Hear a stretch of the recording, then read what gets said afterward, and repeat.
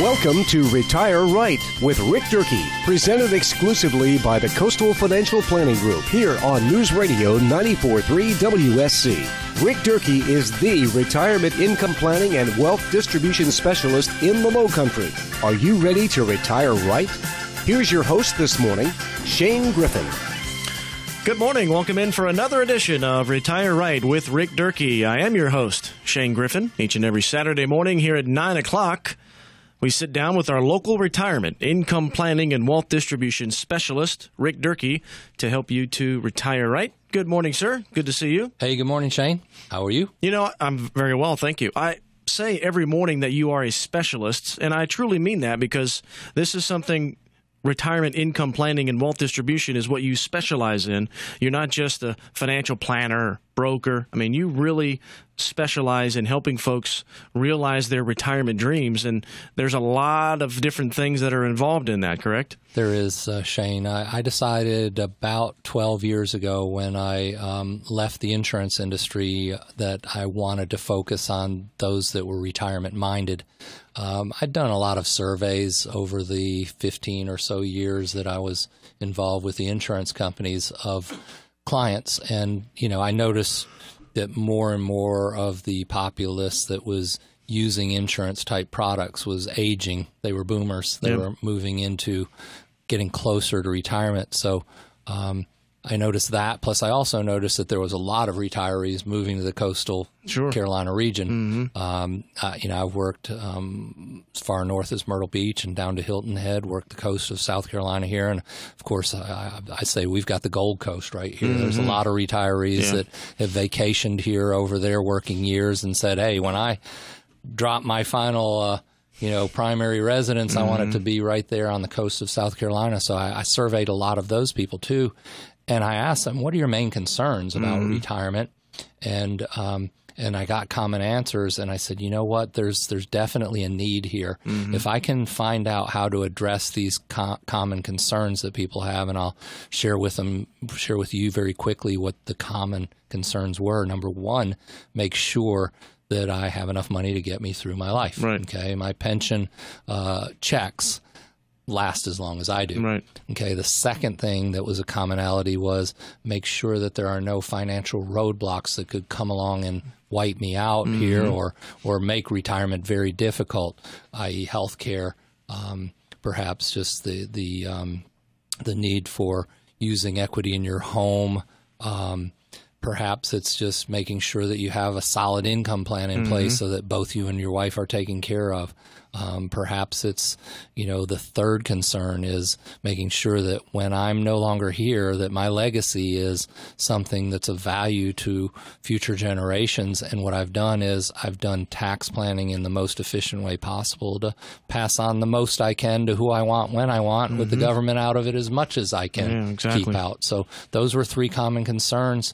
I thank you for making that comment of being a specialist. Yes, I really focused in on retirement-minded individuals, about 12 years ago, and our firm works with people. I think our average age right now of our client base is probably somewhere around 70, 72 years old. So, we have still, seniors in our group, but we have a lot of boomers coming in, people that are retiring now, early boomer retirees, and we're very thankful that we can help those people because here's the main thing, Shane, is that I'm very concerned that if I don't do what I do, people are going to make decisions that are going to affect them lifelong in retirement, and I can educate them and help them to learn this critical information that you have to know before you make these serious lifelong retirement decisions, and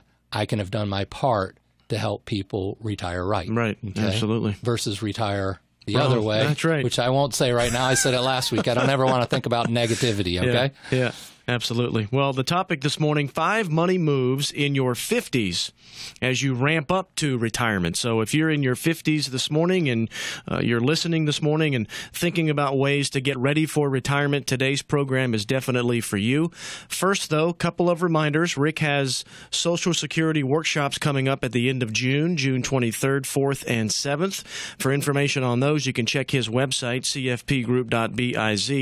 If you'd like to listen to past programs, we have those archived at 2 websites, Rick's, cfpgroup.biz, and also our website here, 943wsc.com. Very simple to find those.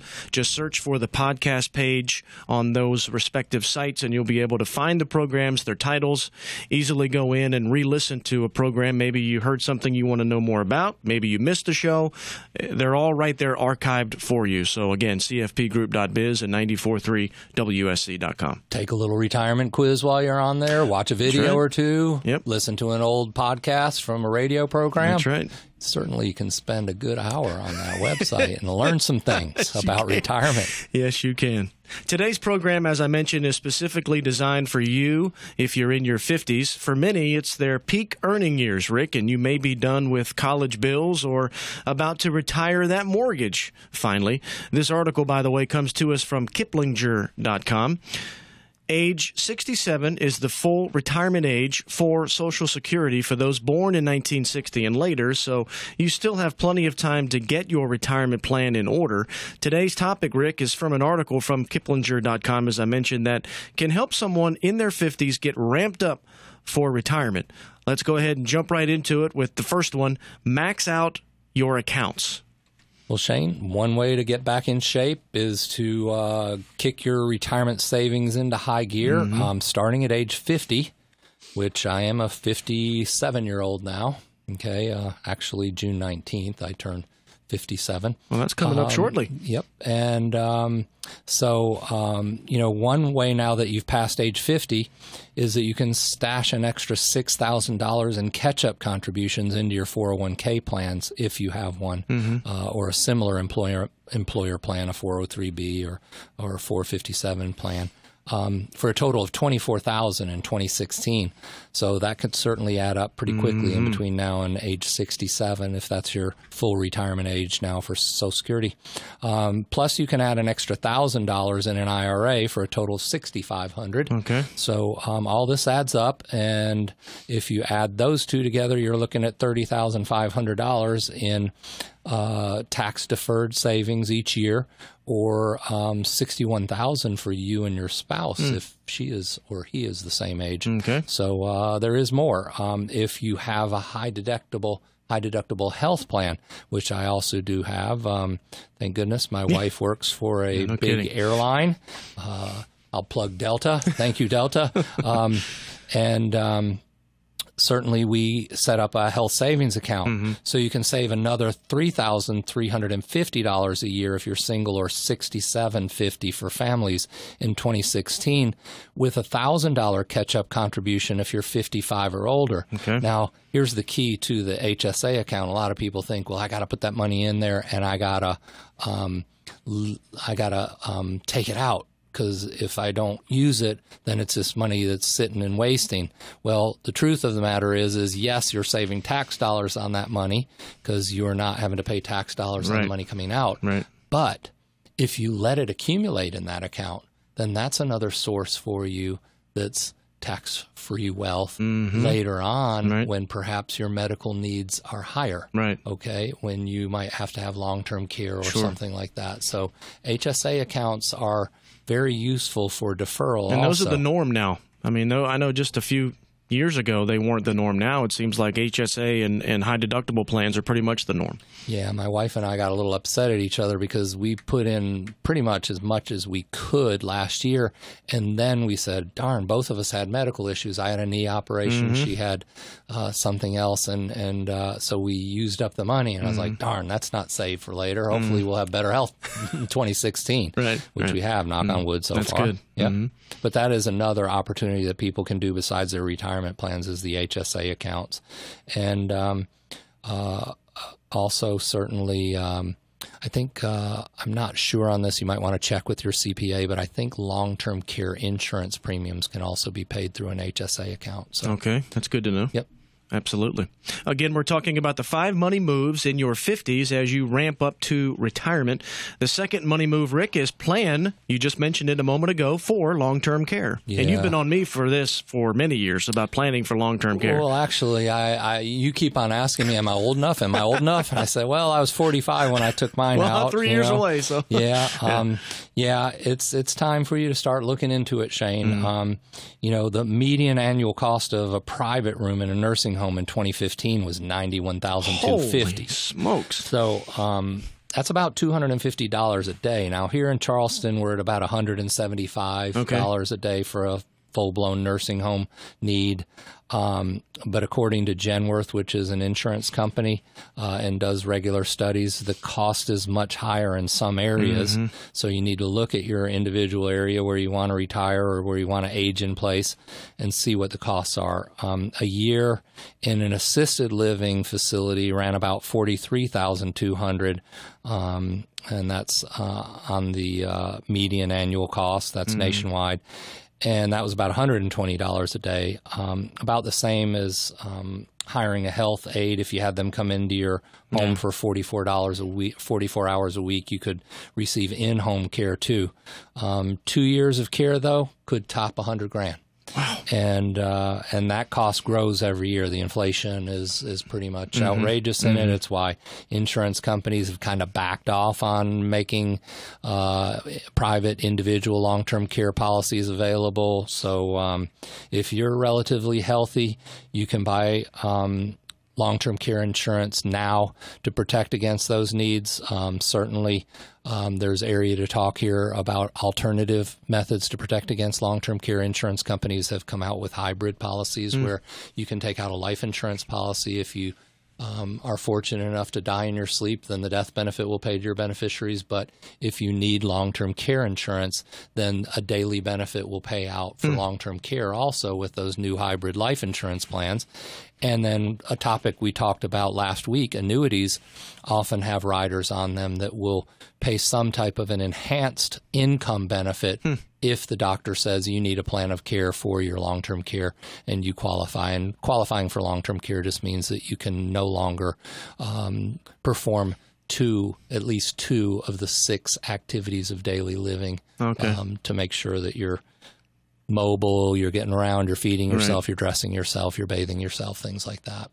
Do you find that folks that come see you have properly planned for long-term care, or is it something that may be stuck on the back burner in hopes that, if I don't think about it, don't do anything about it, I won't need it? Well, I mean, you insured your home, you insured your cars, those never paid off. Then you have your life insurance, and you're still with us today, so that didn't pay off, which is a good thing. So why should I buy long-term care? I'm going to be insurance poor, I'm going to have all these things protected. But, really, when you look at the chances of long-term care possibilities in one's lifetime, I mean, I looked at it and I said, gosh, for the premium cost and what I put into this thing, it's only going to take me about 2 years to be on claims to break even. Oh, wow. And the chances of me or my wife needing it is pretty high. But here's what my main reason was, and this was, my, care for my spouse, is that what if I need long-term care and I use up all the money and she's left desolate for the rest of her life and can't even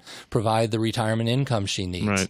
So long-term care, it doesn't have to be insurance, folks. It can be different forms of insurance, but it just needs to be a plan. You need to address it because just like longevity, it's probably going to happen. The longer you live, the more likely you are to need some type of long-term health care in your lifetime. So someone listening this morning that's in their 50s that has maybe put off long-term care, this is a topic that they can come see you about, obviously, correct? As part of an overall 3-step review. Coastal Financial Planning Group has an insurance specialist on staff. They'll review current policies.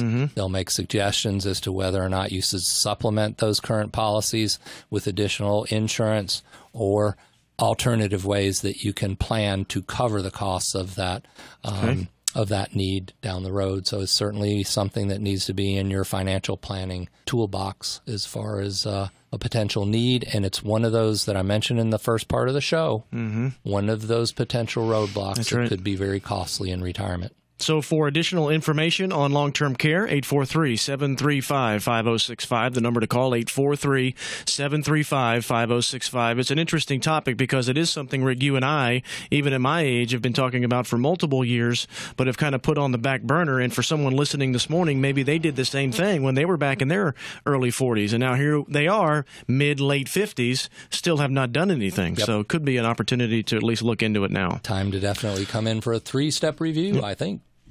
Kiplinger.com is the source of the article this morning, 5 money moves in your 50s as you ramp up to retirement. The third money move, an obvious one, I believe, create a retirement budget. Shane, critical to the... you can't just wing it. You can't.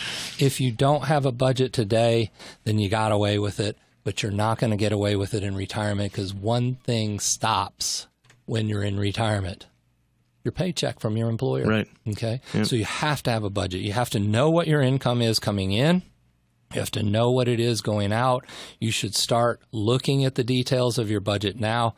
There's a lot of facts and statistics about what percentage of your income you're going to need to live off of and how, people think that costs will go down in retirement. I think that, the budget needs to be at least what you were earning when you retired, because here's the thing is your first 10 years of retirement are going to be a vacation, folks. That's you're right. going to go travel. You're going to do everything you want to do. You're going to do those home improvements because you got the time to do it. And you are going to spend a lot of money in those first 10 years. More than you think you will. More than you think you will. So you need to plan for your future and start today when it comes to budgeting and creating a retirement income budget. It's a simple discussion that you need to sit down with a financial planner. Our certified financial planner, Frank Hutto, does several income plans for our potential clients and clients. Once you come in for a 3-step review, you'll sit down with us and talk. And once you say, you know what, I can see that your value-added services here, in addition to your investment advice and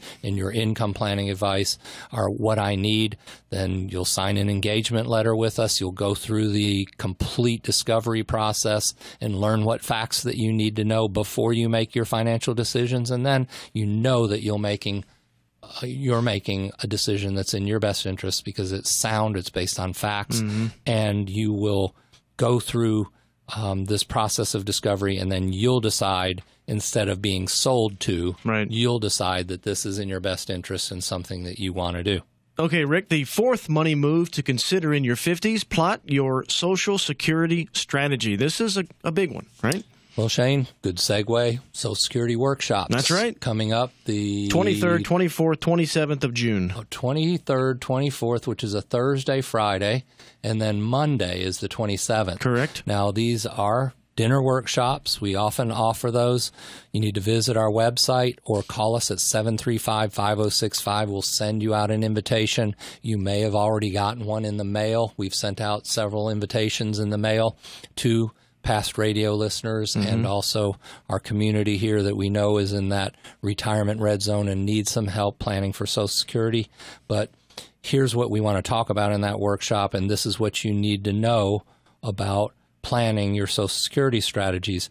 You need to decide when to file first. That's a biggie. Yeah. You can claim benefits as early as age 62, but for each month you wait, your benefit grows. Claiming at full retirement age, which is currently 66 for those born 1959 and below. Okay, 67 for 60 and after. That's right.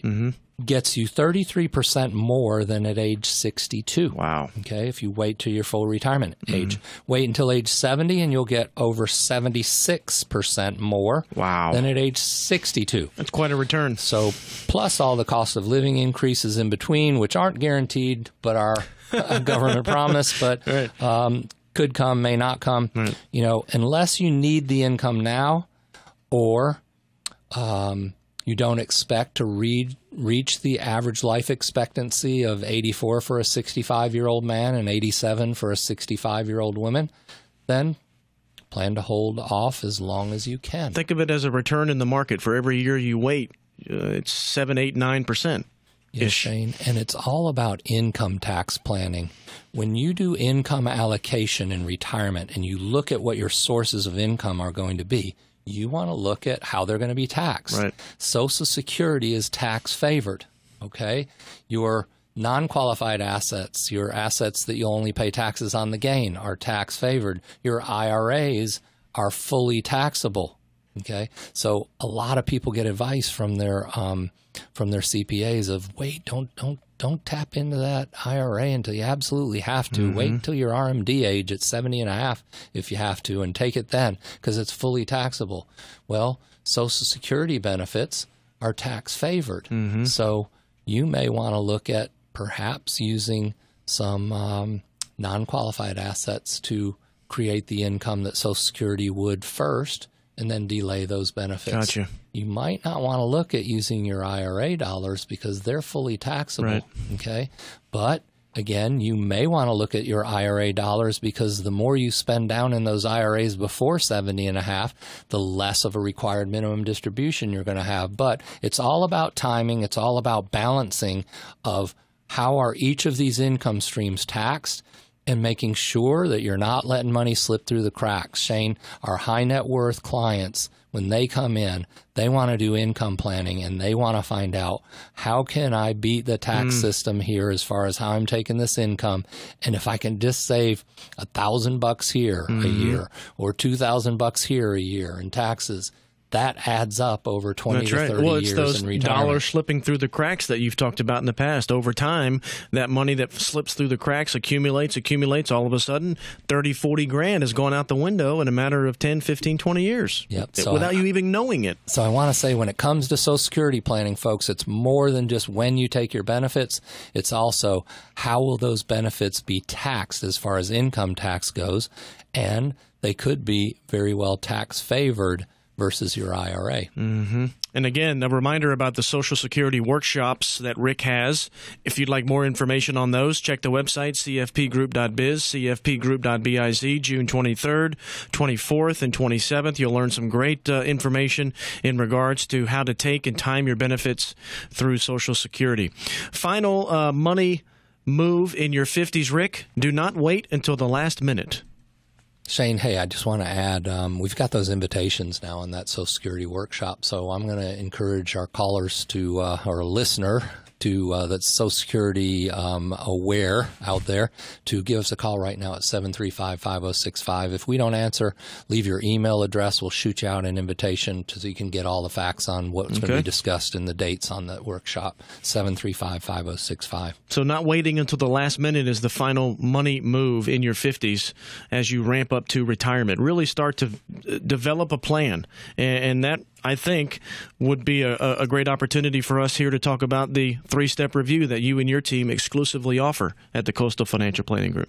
Well, Shane, I guess it would be a good opportunity for us to say what happens in a 3-step review. Mm-hmm. First of all, we look at financial decisions. What are your key financial decisions that need to be made coming in the next year, 3 years, 5 years? How will those decisions affect you, first of all, from an income tax planning standpoint? How will they affect you from a distribution standpoint or an income planning standpoint? How will those longer-term decisions, those perhaps estate planning decisions or legacy planning decisions, affect you from an income planning standpoint or a tax standpoint? And then finally, how will these financial decisions affect me from a risk standpoint? Mm-hmm.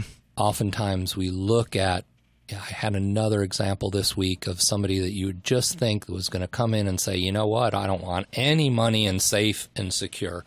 I don't really want to have that financial foundation. I've built my assets in the last 20 years. I'm up to $1 million. I've accumulated wealth. The markets have done me well. And you ask them, how much do you want for your financial foundation that's going to create a guaranteed income for you in retirement? And they say, you know what, I put all those assets there to create a guaranteed income in retirement. I want to make a pension check. I think I should put 50% in there, 60% in there, 70% in there. And that's what people are saying is, I want to guarantee that income. I don't want to chase returns anymore, and I don't want to take the risk that I may lose. So people are coming to terms with the fact that they're no longer in their accumulation years. They're in their distribution years. They got to pensionize their retirement assets. That's right. It's about flipping that switch. It's a paradigm shift. It's a different mindset. You've accumulated for 30 years, and all of a sudden now it's time to go, I have to pay myself? How do I do that? How much do I take out? What products to use? That's why you and your team at the Coastal Financial Planning Group bring so much value to someone listening this morning. Yep. And there you go, folks. I'm a 50-year-old, and 5 money moves that you can make in your 50s as you ramp up your retirement. Certainly a topic that I think was appropriate for our retirement-minded listener out there this morning. Absolutely. Rick, always great to see you. Again, a reminder about the website, cfpgroup.biz, for a calendar of events and also for past programs on the podcast page, and 943wsc.com. Check the podcast page for an archive of Rick's shows there. See you back here next Saturday, Rick. Give us a ring, 843-735-5065. We're going to send out that invitation to the Social Security workshops, the 23rd, 24th, and 27th. Hey, thanks for joining us this morning. Join us for another half hour of Retire Right with Rick Durkee next Saturday morning at 9.